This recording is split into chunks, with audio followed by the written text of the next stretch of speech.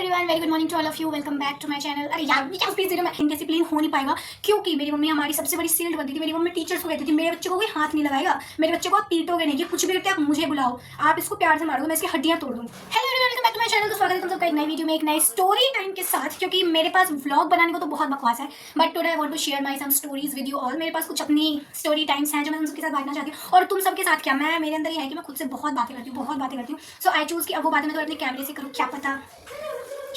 Okay चलो, तो शुरू करते हैं। ये कहानियाँ मेरे 7th क्लास की है, ठीक है। तो मैं जिस स्कूल में पढ़ती थी वहाँ मेरी मम्मी टीचर थी और मेरी मम्मी भी उसी स्कूल में पढ़ाती थी। तो हम लोग उसी स्कूल में बचपन से पढ़ते हैं। जब मेरी मम्मी पढ़ा रही तो ऑफ कोर्स वो बच्चा कभी इनडिसिप्लिन हो नहीं पाएगा क्योंकि मेरी मम्मी हमारी सबसे बड़ी सील्ड बनती थी। मेरी मम्मी टीचर्स को कहती थी मेरे बच्चे को कोई हाथ नहीं लगाएगा, मेरे बच्चे को आप पीटोगे नहीं, कि कुछ भी करते आप मुझे बुलाओ, आप इसको प्यार से मारोगे, मैं इसकी हड्डियां तोड़ दूंगी।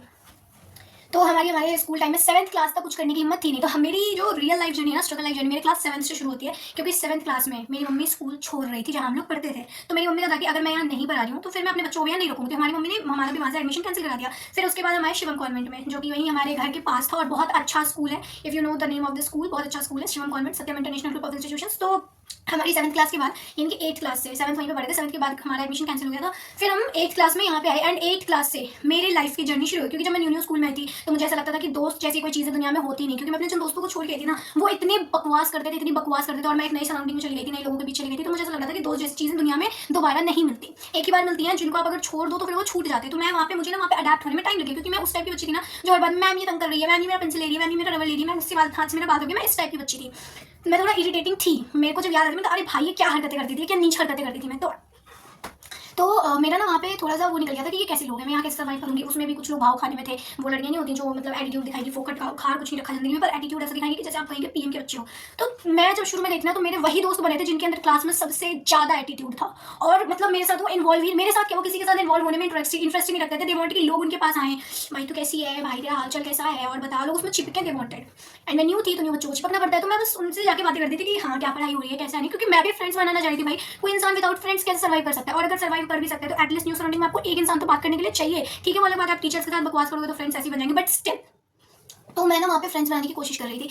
मेरे को ना 10-15 दिन के बाद रियलाइज हुआ कि शायद मैं गलत ग्रुप में हूँ। 10-15 दिन के बाद अगर अक्ल वाला इंसान लगाए ना तो एक दिन में प्रेडिक्ट कर सकता है इंसान के लिए कौन सा सराउंडिंग सही और कौन सा गलत। बट मैं हूँ थी, तो मुझे 10-15 दिन लगे ये प्रेडिक्ट करने में कि मेरे लिए कौन सा सराउंडिंग सही। और मेरे को 10-15 दिन बाद ये रियलाइज हुआ कि शायद मैं गलत ग्रुप में हूँ, मेरे को इस ग्रुप में रहना ही नहीं चाहिए। तब एक्चुअली कहते हैं ना, जब भगवान साथ देता है तो भगवान बहुत अच्छे से साथ देता है। तो मेरे क्लास में ना, मैं उस दिन लेट गई थी 10-15 दिन के बाद, अराउंड मतलब हाँ हो गए थे 10-15 दिन हो गए थे, 2 हफ्ते के बाद। जो हमारा स्कूल खुला उसमें बीच में किसी दिन की तो कुछ छुट्टी आई थी, तो होली का कोई टाइम चल रहा था एंड हमारी कुछ छुट्टी आई थी। और फिर जब स्कूल खुला, मैं स्कूल गई, तो मैं ना ऐसे, हमारे यहाँ पे बेंच है और ऐसे 2 ग्रुप बैठा था और ऐसे हम एंट्री लेते थे क्लास में, ठीक है। तो मैं ना ऐसे बीच में, ये बॉयज रो ये गर्ल्स रो, यहाँ पे कुछ लड़कियाँ बैठी थी और मैं से घुस रही थी क्योंकि फर्स्ट सेकंड थर्ड बेंच लोग कैप्चर करके थे, तो मैं पीछे बैठती। तो मैं वहाँ से आ रही थी और मैं आई ना, तो वहाँ से एक लड़की ने मेरे को देखा एंड सी सेड, ओए तेरा नाम अर्पिता है ना। And I was like oh my God, I was like yes मेरा नाम अर्पिता है। तो इधर आ, इधर आ।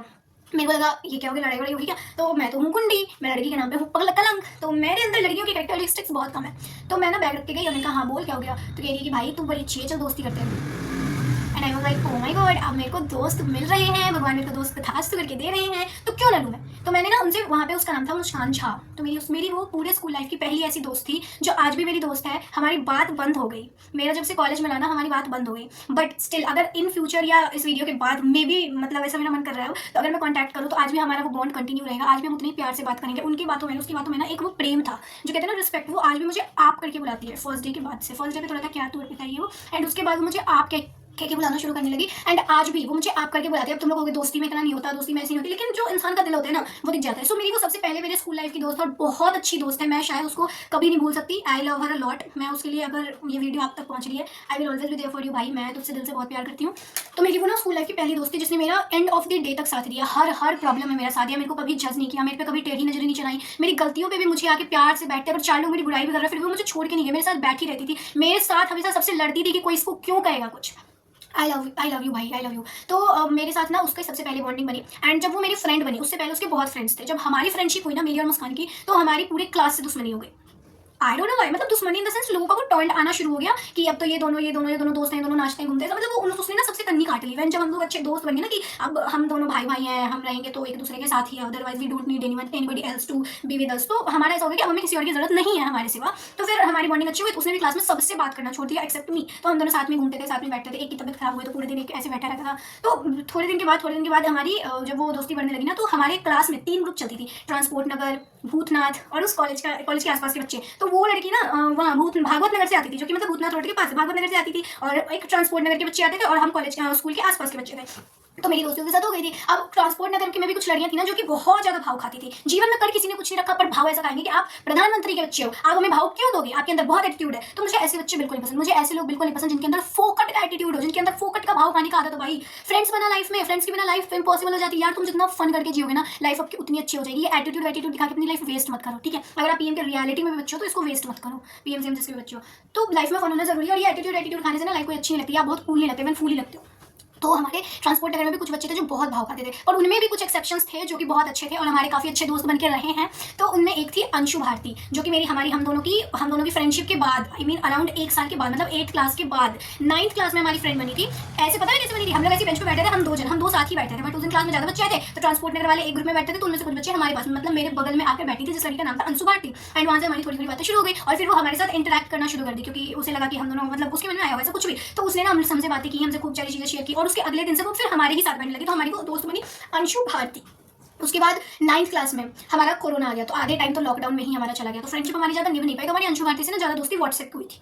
फिर जब लॉकडाउन के बाद हमारा स्कूल खुला 10th में, तो अंशु भारती ने ना क्लास बैक कर लिया था। उसको लग रहा था कि मैं 9th पढ़ी नहीं हूँ तो मैं 10th कैसे दूंगी, तो उन लोगों ने ना स्कूल बैक कर लिया था, और मतलब क्लासेस बैक कर ली थी अपनी, और 9th वापस से पढ़ने गई थी, और हम लोग 10th में प्रमोट हो गए थे। और फिर वहाँ से एक हमारी दोस्त उठी आई, वैसे ही क्लास में ट्रांसपोर्ट नगर की ही हमारे बगल में बैठना शुरू किया, जिसका नाम था रिया। और फिर रिया हमारी अच्छी दोस्त बन गई। एंड वो कहते हैं ना, 3 तीर का काम बिगाड़ा। मेरा स्कूल में भी वही चलते हैं, मैं 3 दोस्तों के साथ ही जीते मरते आई हूँ, and Ria was our third friend. ऐसे सेकंड थर्ड में बैठ के हमारी दोस्ती शुरू हो गई, हम लोग बातें करने लगे, खेलने लगे थे। तो रिया हमारी बहुत अच्छी दोस्त बन के रही। आज भी मैं रिया का भी कहूँगी कि अगर आज भी मेरी उससे कभी बात होगी तो वी आर गुड फ्रेंड्स, हमें ऐसा कभी कोई ऑकवर्ड फील नहीं होगा कि यार क्या बात करें, नहीं करें, हमारी बकवास चलती रहेगी।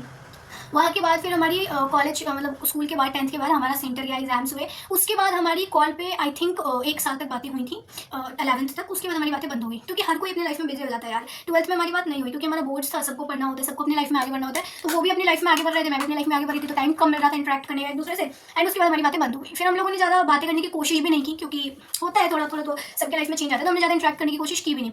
और आज मेरे को लग रहा है इस वीडियो के बाद शायद मैं उनसे कॉन्टैक्ट करने की कोशिश करूँ। जब आप किसी के बारे में बातें करते हो तो वो चीज़ें रिकॉल हो जाती है। तो मेरी कहानी है ना कि जब मैं 8th क्लास में आई, हमारा स्कूल चेंज हो गया। 8th क्लास में मेरी स्ट्रगल जर्नी शुरू हो गई, struggle journey in the sense पागलों वाली। 9th में कोविड आ गया, 10th में हमारे एग्जाम्स को 2 टर्म में बांट दिया गया। हालांकि वो हमारे लिए यूजफुल था, क्योंकि सिलेबस आधा हो गया था, बट स्टिल एक तो वो था ना, सिनेरियो हुआ।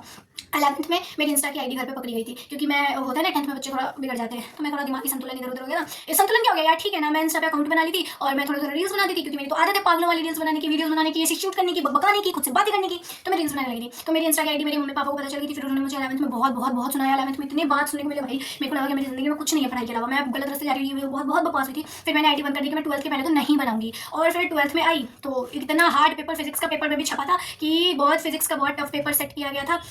हाँ, स्टिल बनाना तो है ही, इंडिया में तो पता है रूल्स, बस एक्शंस के बाद कोई रिजल्ट नहीं आता, जब तक ये हल्ला बवाल, जब तक जनता के मुंह पे शोर है, शोर साथ केस खत्म। एनीवेज, फिर मैंने नीट का पेपर दिया, पेपर लीक हो गया, मैं सीयूईटी का पेपर देने का फॉर्म भूल गई। फिर अगले साल नीट के लिए ड्रॉप लिया, नीट का जो फॉर्म आया तो नीट का फॉर्म नहीं भर पाई, सीयूईटी का एग्जाम दिया, फिर मेरे को डीयू मिल गई। फिर मैं अभी डीयू में हूँ, अभी डीयू की पढ़ाई कर रही हूँ। So that is it for my school journey. अब मैंने नीट का फॉर्म क्यों नहीं भरा था, ये मैं तुम्हें अगले स्टोरी टाइम में बताऊँगी, क्योंकि वीडियो बहुत लंबी जा रही है। और मेरा ये सीयूईटी में कॉलेज का सफर, डीयू का सफर कैसा रहा, I will tell you in later video. तब तक के लिए tata bye bye, take care, thanks for watching. अगर स्टोरी टाइम अच्छे लगे हैं तो बकवास करने मत आ जाना, रिबेल किड की कॉपी करिए। अरे भाई, अगर किसी के अंदर अच्छे टैलेंट है, अगर दीदी अच्छा स्टोरी टाइम करती है और कोई इंसान उसको कॉपी कर रहा है, अगर उसकी स्टोरी टाइम बोलने की स्किल को अपने तरीके से दिखा रहा है, तुम्हें क्या है, तुम्हें क्या कमेंट मानिए, रिबेल किड पागल हो क्या तुम थोड़े से। एनीवेज, तो अगर अच्छी लगी वीडियो, मैं भीख नहीं मांगती। Tata bye bye, take care, thanks for watching.